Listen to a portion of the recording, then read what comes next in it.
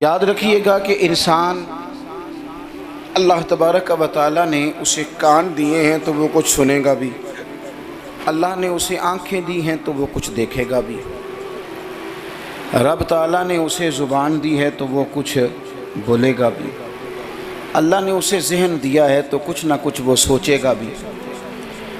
یہ جتنے اعضاء اس کے ان میں حرارت ہے، ان میں تازگی ہے، تو یہ سارے اعضاء کچھ نہ کچھ کرتے بھی رہتے ہیں۔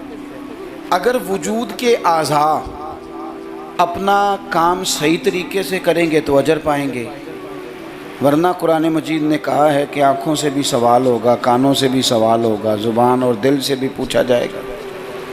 یہ ساری چیزیں صبح قیامت ان سے سوال جواب کیا جائے گا۔ یہ اعضاء جتنے ہیں یہ کچھ نہ کچھ کریں گے۔ میرے رب کریم نے نبی پاک صلی اللہ تعالیٰ علیہ وآلہ وسلم کی محبت ہم پہ ضروری قرار دے کے پتہ ہے ہمارے اعضاء کی ڈیوٹی کیا لگائی ہے؟ اس نے کہا تم اس طرح کیا کرو، جب دیکھا کرو نا تو محبوب کے جلوے دیکھنے کی کوشش کرو، اور جب تمہارا سننے کو دل کرے تو مدینے والے کی بات سنا کرو، اور جب تمہارا بولنے کو دل کرے تو پھر میرے محبوب کی نعت پر بات کرو۔ یہ اپنے اعضاء کو اس کام لگاؤ، یہ تمہاری محبت مصطفیٰ کریم علیہ السلام میں یہ چیزیں تمہارے لیے دلیل بن جائیں گی، یہ ایک نمونہ بن جائیں گی کہ حضور سے پیار ہے۔ نبی پاک علیہ السلام کا ذکر میری اور آپ کی نعت کا، تعریف کا محتاج نہیں۔ کیوں کہ رب فرماتا ہے وَرَفَعْنَا لَكَ ذِكْرَكَ، اے محبوب ہم نے آپ کے لیے آپ کے ذکر کو بلند کر دیا ہے، ہم نے آپ کے لیے آپ کے تذکرے کو بلند کر دیا۔ تو جن کے ذکر کو اللہ نے بلندی دے دی ہے اس پر کوئی شاعر نعت نہ بھی لکھے، کوئی اچھا نعت خواہ نعت نہ بھی پڑھے، معاذ اللہ کوئی مجمع نعت سننے نہ بھی آئے، تو حضور کا ذکر تو اللہ نے بلند کر دیا ہے۔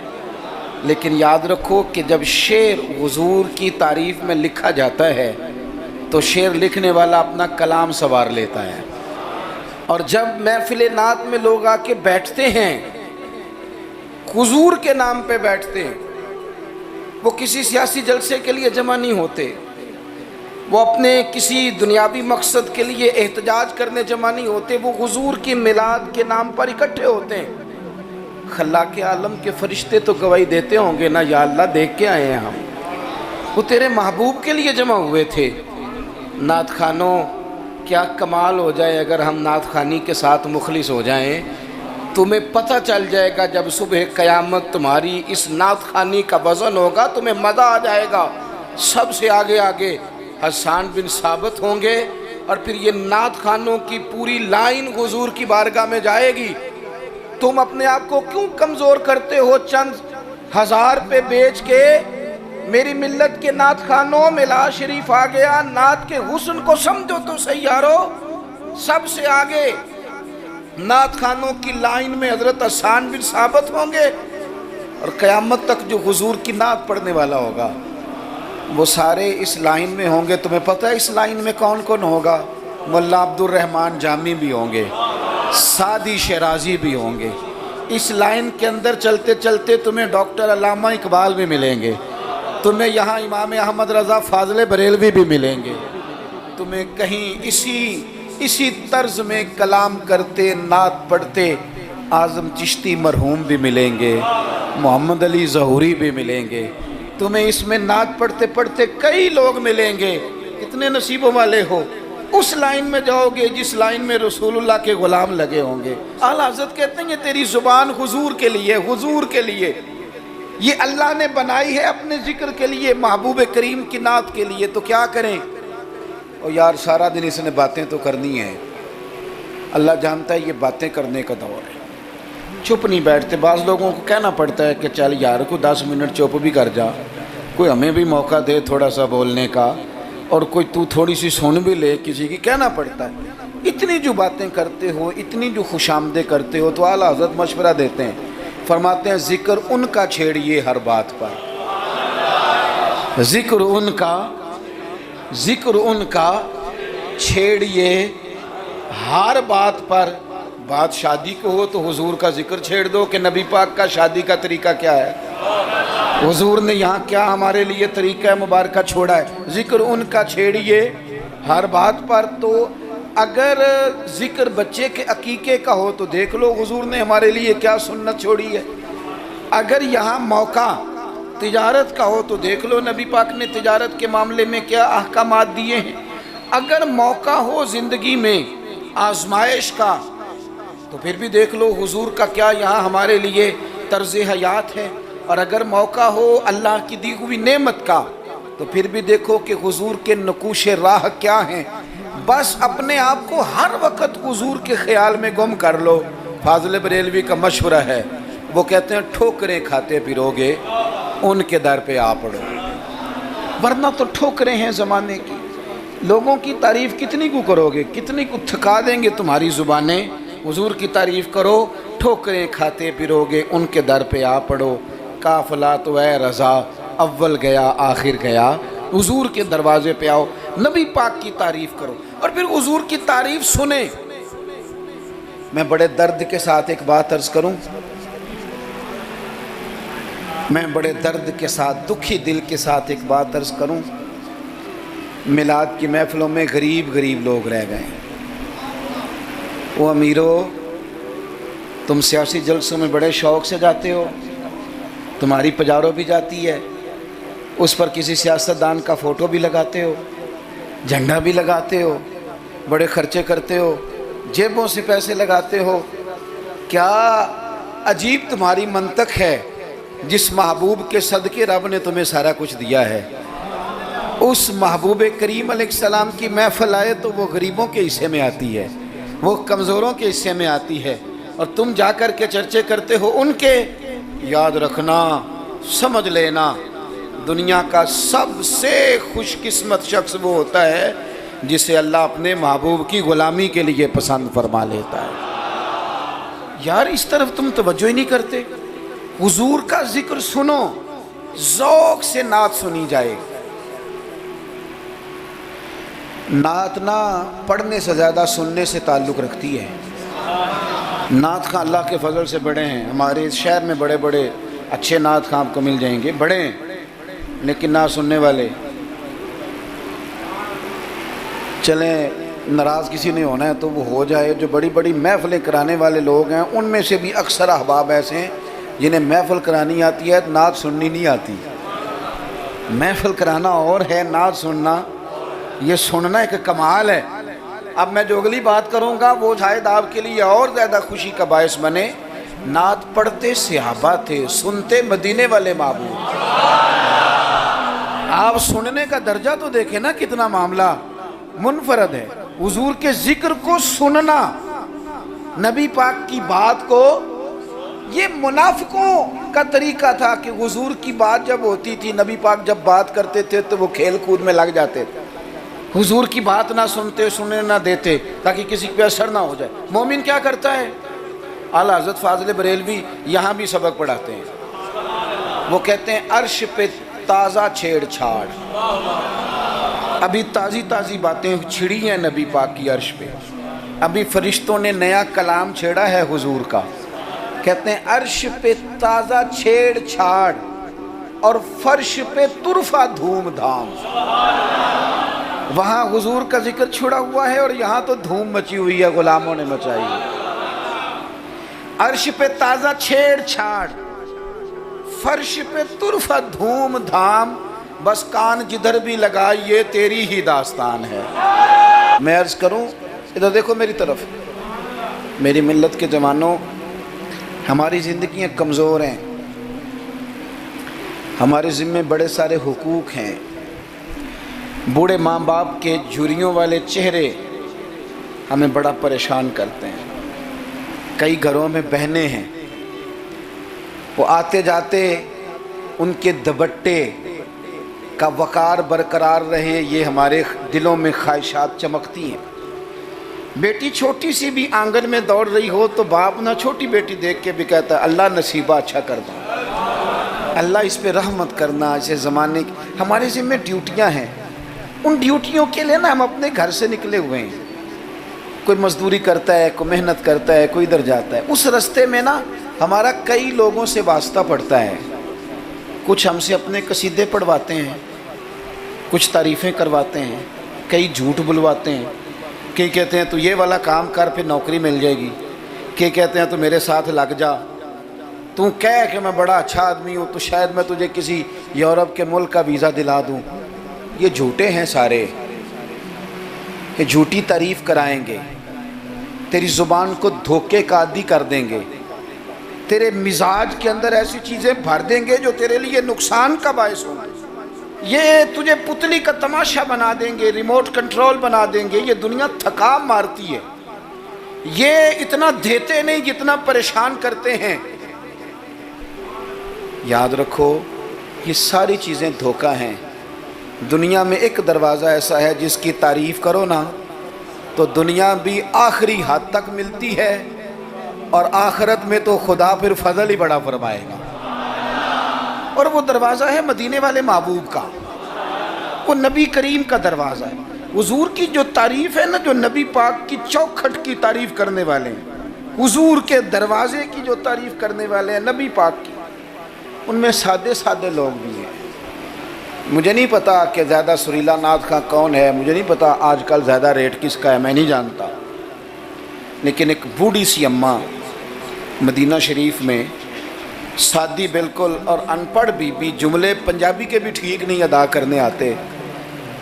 میں حضور کی بارگاہ کی حاضری دے کے آ رہا تھا تو بالکل باہر نا مسجد نبوی شریف کے جنگلے سے باہر نکل کے وہ بوڑھی اماں، سادے سے کپڑے، پنجاب کی تھی، کسی گاؤں کی تھی، اور عمر بھی بہت زیادہ تھی.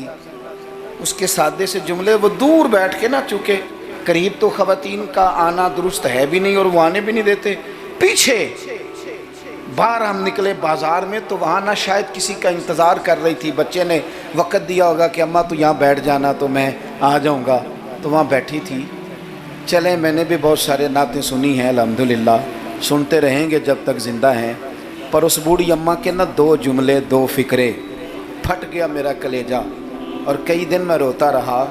وہ اپنے لب و لہجے میں نا، اپنے انداز میں، سادے کپڑے اس کے اور سادہ اور پرانا دوپٹہ، اور زمین پہ اسی طرح بیٹھی تھی جس طرح غریب لوگ بیٹھ جاتے ہیں روٹی کھانے کے لیے، مزدور بیٹھ جاتے ہیں. پتہ کیا کہہ رہی تھی؟ نعت کیا پڑھ رہی تھی؟ کیا اس کا انداز تھا نعت پڑھنے کا؟ وہ کبھی دیہاتوں میں سادی عورتیں جس طرح بات کرتی تھی، ہماری بوڑھی مائیں اس طرح وہ بات کر رہی تھی، اور اشارے کر کے نا مدینے کے در و دیوار کی طرف اپنا مزہ پورا کر رہی تھی. کہہ رہی تھی ویکھو نہیں ویکھو. اس کا لہجہ ہے، ادھار لے کے بات کر رہا ہوں، اس کا لہجہ ہے، اس کی بات ہے. اور شعر میں وزن کیسا ہے اور جملے کی ترتیب کیسی ہے یہ شاعر بتائیں گے. مجھے تو لطف آیا تھا تو میں بات آگے نقل کر رہا ہوں. وہ کہہ رہی ہے اور وہ مطلب عوام کو متوجہ نہیں کر رہی، وہاں تو ہے ہی کوئی نہیں، اکیلی بیٹھی ہے، اپنا ذوق پورا کر رہی ہے. اور لگتا ہے کہ وہ نا، مجھے یوں لگتا ہے کہ جیسے نا وہ حور و غلمان کو متوجہ کر کے کہہ رہی ہے، اور اس کی آنکھوں میں آنسو ہیں. تھوڑی دیر اتنا روتی ہے کہ آواز بھار آتی ہے اس کی، پھر دوبارہ بات شروع کرتی ہے، پھر اپنے پلو سے آنسو پوچھتی. کہتی کیا ہے؟ کہتی ہے ویکھو نی ویکھو کڈے کرم کمائے سوں، میرے جے گندے مندے بھی در تے بلائے سوں. اب ویکھو نہیں ویکھو، ویکھو نہیں ویکھو کڈے کرم کمائے سوں، اب میرے جے گندے مندے بھی در تے بلائے سوں. تھوڑا چاچ جانا چاہیے حضور سے پیار کرنے کا، تھوڑا نا چاچ جانا چاہیے، تھوڑا طریقہ ہونا چاہیے. اس کے لیے مہنگی محفل کی ضرورت نہیں، اس کے لیے ذرا ذوق کی ضرورت ہے. اس کے لیے میرے پاس نا، میں چھوٹا آدمی ہوں لیکن کم از کم 100 مجھے روز پیغام ملتے ہوں گے کہ پیر صاحب ٹائم چاہیے، پیر صاحب ٹائم. اب تو میں کئی دفعہ اتنا مجبور ہو جاتا ہوں کہ سوچتا ہوں یار میں چھوٹا آدمی ہوں، یہ مثلاً کیا کس حد تک انسان جو ہے وہ چلے گا. فجر کے بعد میں نے بیان کیا، زور سے پہلے میں نے بیان کیا، زور کے بعد میں نے بیان کیا، ابھی بھی میں بیان کر رہا ہوں. پر میں اپنی حیاتی تو قربان جاواں، میری تے محمد محمد پکیندے گزر گئی.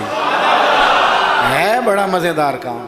بڑے لوگ ٹائم لینے آتے ہیں، بڑی بڑی سفارشیں کہتے ہیں انٹرنیشنل ہماری محفل ہے، انٹرنیشنل محفل ہے، فلانا بھی آیا، فلانا بھی آیا، فلانا بھی آیا، اتنے عمرے کے ٹکٹ، اپنا اپنا ذوق ہے، یہ بھی اچھے لوگ ہیں، کمال بات ہے۔ ایک دور سے جنوبی پنجاب سے بوڑھے بابا جی آئے، ان کو نہیں زیادہ، یہ بڑے سلیقے سے لوگ آتے ہیں، سفارشی رکے بھی لے آتے ہیں اور بھی بڑی چیزوں کا پتہ ہوتا ہے، کس اینگل سے جائیں گے تو کام بنے گا، سارا سلیقہ آتا ہے۔ لیکن وہ کسی نے کہا تھا کہ لگا جدوں میدان ازل دا تے لوکی چوراں وانگ سدھائے، کسی نے لوٹ لی علم دی دولت، کوئی میر فقیر بنائے، آزم ویخ مقدر ساڈا اسی عشق خرید لے آئے، تے کسے دے سر تے تاج امامت اس علم پڑھاون سکھیا ہے، تے کسے نے پہنے فقر دا چوغا انہیں زہد کماون سکھیا ہے، آزم ویخ مقدر ساڈا اساں یار مناون سکھیا ہے۔ اپنے اپنے نصیب کی بات ہے۔ وہ بڑے لوگ آتے ہیں، میں آپ کو جو بات جہاں آپ کو کھڑا کرنا چاہتا ہوں وہاں آئیے گا۔ ایک سادے سے بزرگ سے، سیدھے سادے تھے، کندھے پہ رومال رکھا، جمعے والے دن میں گزر رہا تھا تو میرے کان میں ہلکی ہلکی بات، پریشرائز کر کے نہیں، کہنے لگے پیر صاحب جدوں بھی ٹائم ہوئے نا، مہینے نو، چون نو، چھیاں نو، سال نو، دو نو، یہ انداز ہے، جدوں بھی ٹائم ہوئے نا تو ایک چھوٹی جی محفل کرنی، میں ماڑا بندہ جے، تھوڑی جی میری تنخواہ ہے، میں کمیٹی پائی یار مہینے پیسے رکھنا، جدوں تھوڑے کٹھے ہو جان تے سونے دا میلاد کردہ۔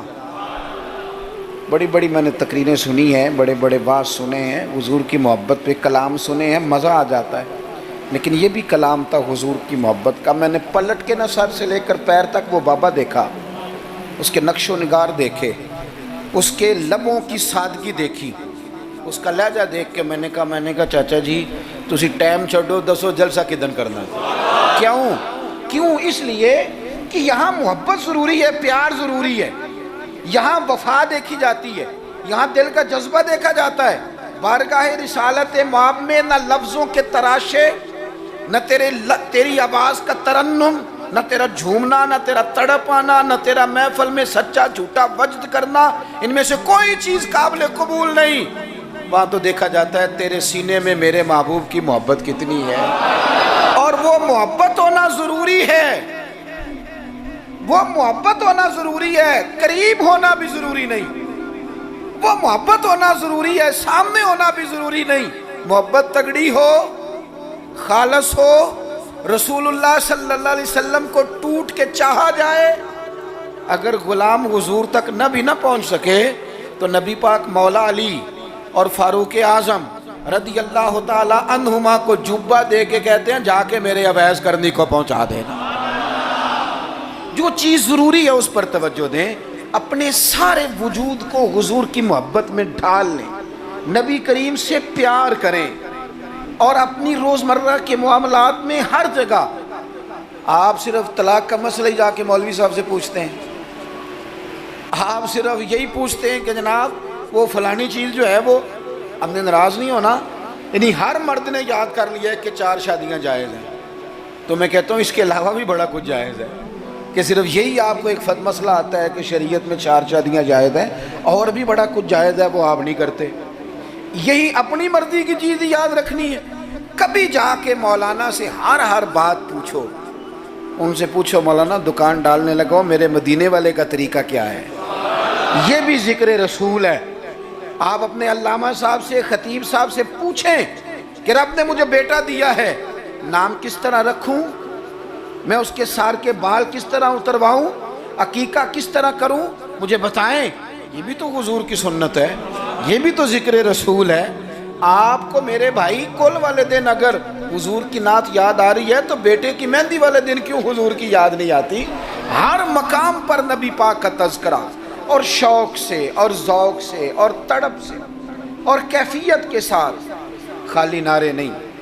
کچھ جگہیں ایسی ہوتی ہیں جہاں بندے کی باڈی لینگویج بھی بتاتی ہے، لفظ ساتھ نہ بھی دیں اس کا وجود بتاتا ہے کہ اسے پیار ہو گیا حضور سے، اس کی طبیعت بتاتی ہے۔ آپ دیکھیے ہمیں کتابوں میں ملتا ہے سیاستہ کی صحیح روایات میں کہ یہودیوں کا ایک بچہ تھا، وہ چھوٹا بچہ تھا، وہ کوئی لمبی چوڑی بات کرنے کی پوزیشن میں نہیں تھا، بس آ کے نا حضور کے سامنے کھڑا ہو جاتا. اور شارحین کہتے ہیں زیادہ پتہ وہ ڈیوٹی کیا کرتا تھا، بس محبوب کا چہرہ دیکھتا رہتا تھا، بس دیر تک نہ حضور کو دیکھتا رہتا.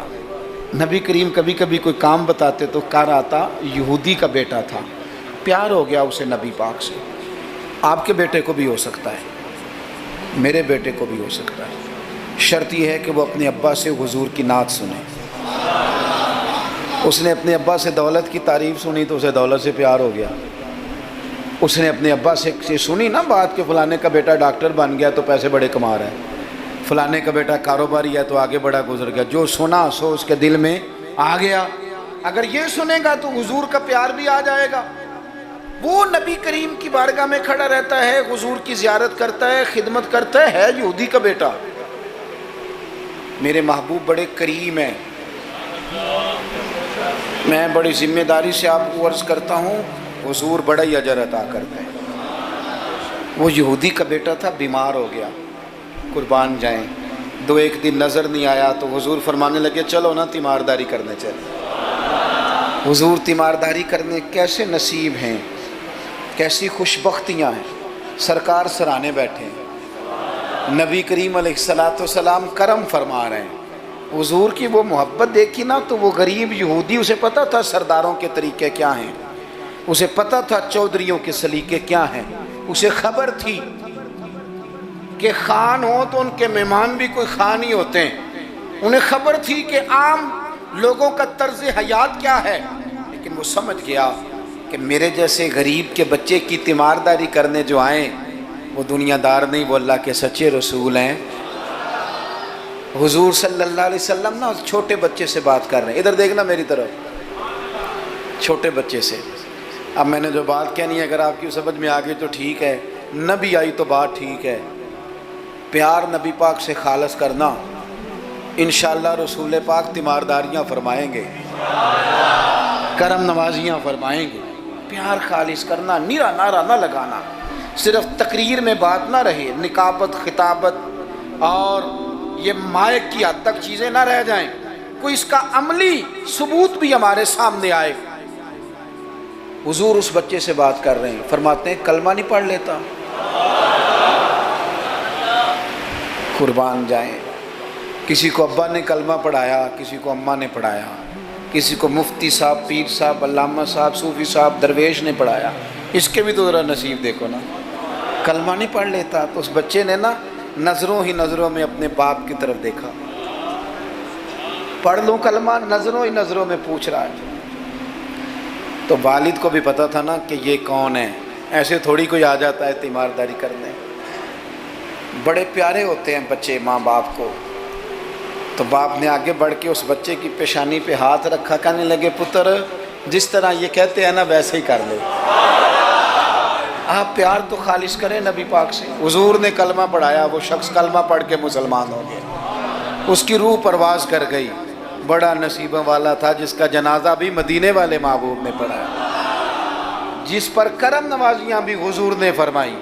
میرے بھائی حضور کے ساتھ پیار ہو. اپنے گجرانوالہ میں ایک دن سفر کر رہا تھا تو روڈ سے نیچے اترا ہوں، بالکل عین فجر کے بعد مجھے کہیں دور جانا تھا. تو سامنے نا بڑا سارا لکھا ہوا تھا، کیا آج آپ نے درود شریف پڑھا ہے؟ وہ پڑھا، میں نے پڑھا تو میں نے درود شریف پڑھنا شروع کر دیا، یعنی جاری ہو گیا. جس نے لکھا ہے اللہ اسے جزا عطا کرے، جس نے لکھا ہے اللہ اسے. یہ مسجد میں کسی جگہ نکلتے وقت، آتے وقت، جاتے وقت، دکان پہ آپ درود شریف لکھ دیتے ہیں نا، ایک دفعہ تو بندہ نظر اٹھاتا ہی ہے نا پڑھنے کے لیے. تو آپ بتائیں اگر کسی نے دیکھ کے ایک دفعہ بھی پڑھ لیا تو لکھنے والے پر اللہ کتنا فضل فرمائے گا. درود و سلام نا طبیعت کو میٹھا کر دیتا ہے، طبیعت کو ٹھنڈا کر دیتا ہے. مولانا ابو نصر رحمۃ اللہ علیہ وہ فرمایا کرتے تھے، کہتے تھے میں رات کو نا کبھی کبھی مدینہ شریف نکلتا تھا تو ایک درویش دودھ لے کے باہر آیا کرتا تھا. دودھ لے کے وہ باہر نکلتا تھا تو پتہ کہتا کیا تھا؟ کہتا تھا دودھ پی لو. تو لوگ پوچھتے تھے کتنے کا ہے؟ کہتے کوئی نہیں، بس تم دودھ پی لو اور مدینے والے پہ درود پڑھ دو. بھائی اتنا ہی، اتنی بات ہے، پیتے جاؤ اور درود شریف پڑھتے جاؤ. ایک تو درود و سلام پڑھنا ہے پورا ربیع الاول شریف۔ دوسری گزارش اس ماہ مبارک میں میری آپ کی خدمت میں یہ ہے کہ سیرت کا کوئی ایک سبق ہر روز میلاد شریف کے 30 دنوں میں سیرت کا ایک پورا باب، اس کو 10 منٹ میں 15 منٹ میں 7 منٹ میں اگر بیان کیا جا سکے، ایک باب لوگوں کو بتاؤ نا کہ میرے نبی پاک کا علم کس طرح کا تھا، لوگوں کو بتاؤ حضور کی حکمت کس طرح کی تھی، لوگوں کو بتاؤ رسول پاک کی سچائی، دیانت، امانت کے معاملے میں سیرت کا منہج اور معیار کیا تھا، لوگوں کو بتاؤ تو صحیح کہ مدینے والے پہنتے کس طرح کا تھا، کھانے میں طرز محبت کیا تھا، حضور کی سیرت کا ایک پہلو روز میں اکثر اپنے آپ سے کہتا ہوں ہم نے حضور کی سیرت کھول کے بیان نہیں کی، کاش ہم حضور کی سیرت کھول کے لوگوں کو سناتے، کھول کے مطالعہ کرتے، ریسرچ کرتے، بیان کرتے، تدریس کرتے، بتاتے، پڑھاتے، سناتے۔ میری ملت کا کوئی جوان کسی ایکٹر اور کرکٹر کو آئیڈیل نہ بناتا، کسی موٹیویشنل سپیکر کے پاس جا کے نہ بیٹھتا، کہیں سے وہ اپنی ذہن سازی نہ کراتا، کہتا چپ کر، مجھے پتہ ہے میرے نبی پاک کا مصیبتوں میں طریقہ کیا رہا، مجھے پتہ ہے حضور کا نعمتوں میں طریقہ کیا رہا، مجھے پتہ ہے رسول پاک علیہ السلام کا گھر والوں کے ساتھ رویہ کیا رہا۔ سیرت کے باب پورا ربیع الاول آپ سنیں بھی اور کوشش کریں۔ کسی ایک کتاب ہے سیرت کی، بڑی سادی سی کتاب ہے، سیرت مصطفیٰ، علامہ عبد المصطفیٰ اعظمی رحمۃ اللہ علیہ ایک بزرگ گزرے ہیں، انہوں نے لکھی ہے، سادی سی ایک ہی جلد میں، ذرا زیادہ آسان ہے، وہ کتاب لے لیں آپ، اور اس کتاب کو نا آپ حضور کے جو اخلاق کے باب ہیں، جو شمائل ہیں، خصائل ہیں، فضائل ہیں، ان کو پہلے پڑھیں، اور آپ ذرا تھوڑا سا نا غور کے رک کے حضور کی سیرت مبارکہ کے جملے، یہ ربیع الاول شریف نہ سارا حضور کی یادوں کے نام کر دیں، آپ یقین کریں گے سیرت تعمیر کر دے گی آپ کو، آپ کی شخصیت کے اندر جتنی کمزوریاں ہوں گی حضور کی سیرت مبارکہ پڑھنے کی برکت سے اللہ وہ ساری کمزوریاں اپنے فضل سے دور فرمائے گا۔ آخری بات آپ کی خدمت میں یہ عرض کرنی ہے، خدا را محافل کا ماحول بہت سنجیدہ کر لیں، بہت سنجیدہ، محفل روحانیت والی بنائیں۔ میں تمام محافل کرانے والوں سے، پورا ربیع الاول شریف محفلیں کرانے والوں سے اپیل کروں گا کہ محفلوں میں کیمروں کا استعمال ذرا کم کریں، تھوڑی مہربانی کریں۔ چلیں ریکارڈنگ کے لیے کہیں ایک آدھ کیمرہ آپ ضروری سمجھتے ہیں تو ہر بندہ فوٹو سیشن کر رہا ہے، ہر شخص کومنٹس دے رہا ہے، کم سے کم اس کا آپ استعمال کریں۔ کوشش کریں محفل میں وضو کر کے آئیں، سر ڈھانپ کے آئیں، حضور علیہ السلام کی نعت سننی ہے، خوشبو لگا کے آئیں۔ نبی کریم کی محفل نور میں بیٹھنا ہے، وہاں ادب کے ساتھ آئیں، خشوع کے ساتھ آئیں، توجہ آپ کی نعت خواں کے شعر پہ ہو، آپ محفل پہ کوئی تبصرہ نہ کریں۔ نعت خواں جو مال اکٹھا کر کے طے کر کے اپنی جان پہ ظلم کرتے ہیں وہ سب کو پتہ ہے، لیکن وہ تو کر ہی رہا ہے نا جو کر رہا ہے، ہمیں غیبت کر کے کیا ملے گا۔ آپ نصیحت کے انداز میں کوئی بات کریں تو کریں، محفل کے اندر بیٹھ کے اس کی نعت بھی سن رہے ہیں اور ساتھ ساتھ جناب آپ تبصرہ بھی کر رہے ہیں کہ 40,000 لیتا ہے، تو آپ کو تو کوئی نعت کا مزہ نہ آیا، آپ تو اسی چکر میں رہے کہ اس نے لیا کیا ہے۔ آپ چھوڑیں اس بات کو، آپ اپنا سرور اور ذائقہ پورا کریں، خوبصورت محفل کریں، کوشش کریں اتنا رش نہ ڈالیں کہ وہ مجلس اتنی لمبی ہو جائے کہ پھر صبح فجر کی نماز کے لیے لوگوں کے لیے مشقت بنے۔ آپ 1-1.5 گھنٹے میں بڑا معقول پیغام، سونی نعت، ویسے بھی اگر آپ ایک آدھ نعت خواں کو دعوت دیں گے تو اس کا فائدہ آپ کو یہ ہوگا، میرے بھائی کے سٹیج پہ لڑائی نہیں ہوگی کہ پہلے میں نے جانا ہے اور میں نے 6 جگہ پہ جانا ہے اور میں تو آ گیا ہوں تو میرا شکر ادا کرو، یہ جان چھوٹی رہے گی آپ کی۔ آپ اچھے طریقے سے ایک شخص کو موقع دیں، وہ 2 نعتیں پڑھے، 3 پڑھے، ایک سونی تلاوت کریں۔ ایک بات جو ہر سال کہتا ہوں پھر کہہ لوں، محفل میلاد میں وہ والا کام نہ کریں جو ہم سیاستدانوں کے مسئلے میں کرتے ہیں۔ یہ نہ ہو کہ میلاد کی سٹیجوں پہ بھی پھر تگڑے تگڑے لوگ جمع ہو جائیں، غریب بیچارے میلاد میں بھی پیچھے پیچھے رہ جائیں، وہ ڈھونڈتے ہی رہیں کہ ہمیں عزت کس دن ملنی ہے۔ بس جس کے ہاتھ میں نوٹوں کی دتھی ہو، اس کی سیٹ بھی اگلی ہو، سارا سال بے شک مسجد نہ آئے۔ یہ رویہ ٹھیک نہیں، یہ انداز تکلیف دہ ہے غریبوں کے لیے۔ آپ یہ رنگ اختیار ہی نہ کریں، اور مہربانی کریں۔ آپ تو کہتے ہیں کہ میلاد شریف کا لنگر برکت والا ہے، اور آپ تو کہتے ہیں یہ محفل سارا سال برکت والی ہوگی، تو آپ کے بیٹے کے نام کی جو دعوت ہوتی ہے ولیمے کی، اس میں بھی آپ چھتوں سے ڈبے پھینکتے ہیں چاولوں کے، اس میں بھی آپ یہی سلوک کرتے ہیں جوس والے ڈبوں کے ساتھ کہ چھت سے پھینک دیں، یہ لے لو میلاد کا ہے، میرے بیٹے کے ولیمے کا، اس طرح پھینکتے ہو۔ تو یہ حضور کے میلاد کے ساتھ یہ حال ہے۔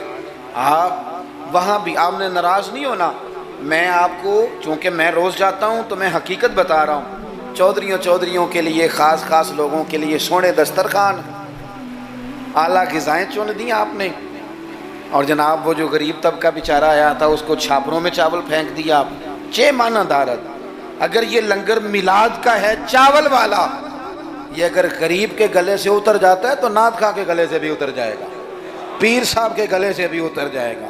کوئی اتنی مصیبت والی بات، ایک جیسا لنگر، یہ کیا بات ہوئی؟ بزرگوں کے نام کا جو لنگر سادہ ہو وہ مرید کھائیں۔ اور جناب وہ اقبال نے کہا تھا کہ مرید بیچارے کو میسر نہیں مٹی کا دیا بھی، اور گھر پیر کا بجلی کے چراغوں سے ہے روشن یہ رنگ۔ آپ عشرت قدوں میں رہیں، اور آنے والا اس کو سڑک پہ بھی سونے کی جگہ نہ ملے۔ یہ حضور کا میلاد ہے، آپ طے کر لیں کہ رسول پاک نے بتایا ہے کہ جس پلیٹ میں روٹی ابو بکر صدیق کھائیں گے اسی میں بلال حبشی بھی کھائیں گے۔ یہ طے کیا ہے میرے رسول پاک نے۔ ملت کے جوانوں طے کرو حضور کے میلاد پر کہ جس پلیٹ میں کھانا فاروق اعظم نے کھایا ہے اسی میں کھانا حضرت عامر بن فہیرہ نے بھی کھایا ہے، اسی میں سلمان فارسی نے بھی کھایا ہے، صہیب رومی نے بھی کھایا ہے۔ ایک ہی صف تھی۔ اگر حضرت ابو ذر غفاری کے منہ سے نکل گیا جناب بلال کے لیے کہ او حبشن کے بیٹے، تو نبی پاک نے کہا کہ ابو ذر تو چودھریوں کا پتر ہے، تیری بڑی شان ہے، بندہ بھی بڑا سچا ہے، بڑی عظمتوں والا ہے، پر جتنی شان تیری ہے بلال کی بھی اتنی ہے، کرنا معذرت۔ تو سیدنا ابو ذر غفاری نے پھر حضرت بلال کے آگے لیٹ کے کہا تھا اب حالات بدل گئے ہیں، اب غریبوں کی غربتیں بازاروں میں رولی نہیں جائیں گی، اب مدینے والے کا دور ہے، یہ وہ دور ہے جس میں عزت ہی عزت ہے۔ فرمایا اب اپنا پیر اٹھا اور میرے سینے پہ رکھ، میں بتاؤں کہ تھے تو آپ حبشن کے بیٹے ہی، پر جب سے مدینے والے کا کلمہ پڑھ گئے ہیں ہم سب کے سردار ہو گئے۔ کم از کم آپ حضور کے میلاد کے نام کی محفل میں اتنا تو کریں کہ امیر غریب کی روٹی ایک جیسی کر دیں، ہو جائے گا؟ ہاں نہ نہیں کرتے، ہو جائے گا؟ یہ کم از کم اتنا تو کریں نا، آپ سادہ کریں چیزوں کو، اور غریبوں کو بٹھا کے نا، یہ بڑا کمال ہوگا۔ روز محفل ہونی ہے، سونا لنگر، صاف ستھرا، اور امیر روز ہی گوشت کھاتے ہیں۔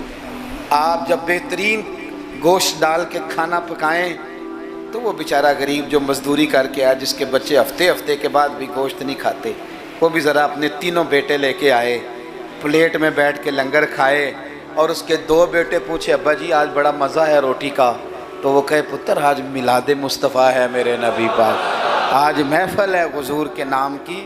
مجھے لگتا ہے کہ وہ 3 سال کا بچہ بھی منہ کے اندر بوٹی رکھے ہوئے بھی یاد کر لے گا کہ جب حضور کا میلاد ہوتا ہے نا پھر غریب امیر کٹھے بیٹھ کے کھانے کھاتے ہیں، یہ وہ یاد کر لے گا اور اسے ہمیشہ یاد رہے گا۔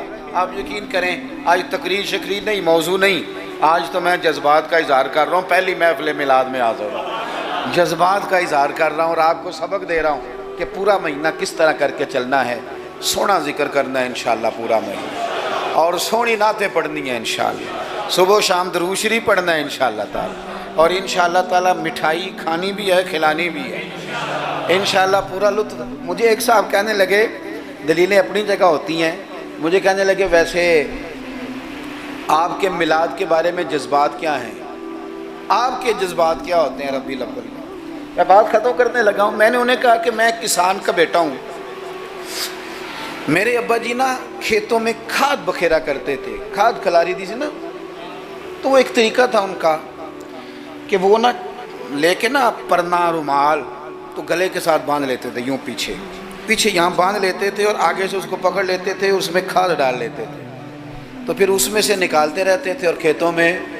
میں نے اس سے کہا کہ یہ جو تو کہتے ہیں نا کہ تیرا میلاد کے بارے میں جذبہ کیا ہے, تو میں نے کہا میرا میلاد کے بارے میں جذبہ یہ ہے کہ میرا دل کرتا ہے 12 ربیع الاول کو فجر پڑھوں اور وہ رومال گلے میں باندھ لوں, اس کے اندر مٹھائی ڈال لوں اور گلی گلی نکل جاؤں اور ہر ایک کے منہ میں لڈو ڈال کے کہوں کھا آج میرے نبی کا میلاد.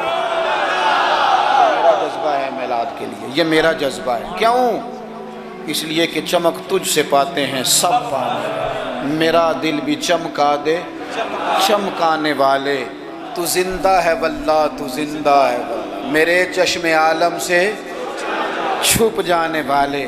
اور پھر اعلیٰ حضرت فرماتے ہیں کہ تیرا کھائیں تیرے غلاموں سے الجھیں, ہیں منکر عجب کھانے غرانے والے.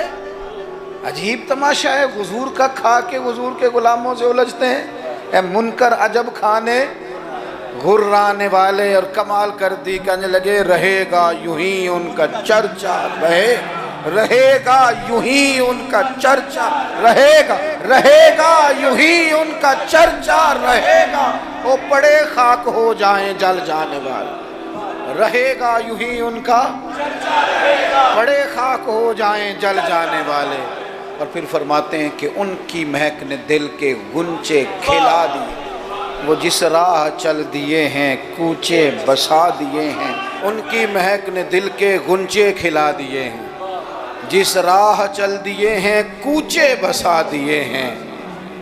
اور کیا خوب کہا, فرمانے لگے فاضل بریلوی رحمت اللہ تعالی علیہ کہ میرے کریم سے گر قطرہ کسی نے مانگا دریا بہا دیے.